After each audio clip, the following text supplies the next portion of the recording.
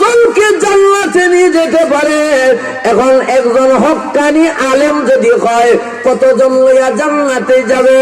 আল্লাহর নবী, বিশ্ব নবী মুহাম্মদুর রাসূলুল্লাহ সাল্লাল্লাহু আলাইহি ওয়াসাল্লাম এক হাদিসের মধ্যে বলে দিয়েছেন, কিয়ামতের ময়দানে আল্লাহ রাব্বুল আলামিন আলেম সমাজকে ডাক দিয়া বলবেন, এ আলেমেরা, তোমরা একত্রিত হয়ে যাও।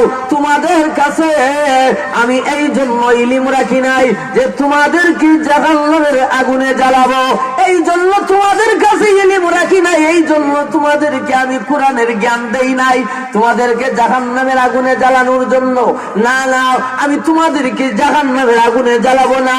ও আলেম সমাজ, যাও যাও, আমি আল্লাহ আজ কিয়ামতের মাঠে তোমাদেরকে ক্ষমা ঘোষণা করে দিলাম। আলেমদেরকে ক্ষমা ঘোষণা করবেন, হাদিসের মধ্যে আছে।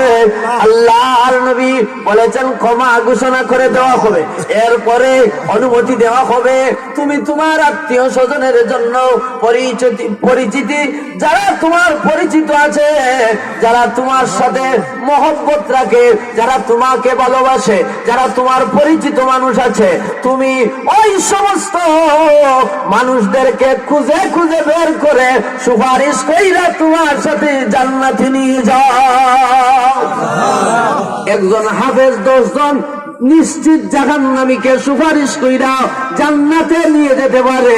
আর একজন হক্কানি আলেম যদি হইয়া যায়, আলেম যদি হক্কানি হয়, তাহলে ওই আলেমকে আল্লাহ নির্দেশ দিবেন, তোমার যারা পরিচিত আছে, তোমার গ্রামের মানুষ, তোমার আত্মীয় স্বজন, তুমি দেখে দেখে তোমার পরিচিত, তোমাকে যারা মহব্বত করত, তোমাকে যারা ভালোবাসত, তোমার যারা খেদমত করত, তুমি দেখে দেখে তোমার যতজন মনে চায় ততজনকে সুপারিশ কইরা জান্নাতে নিয়ে যাও।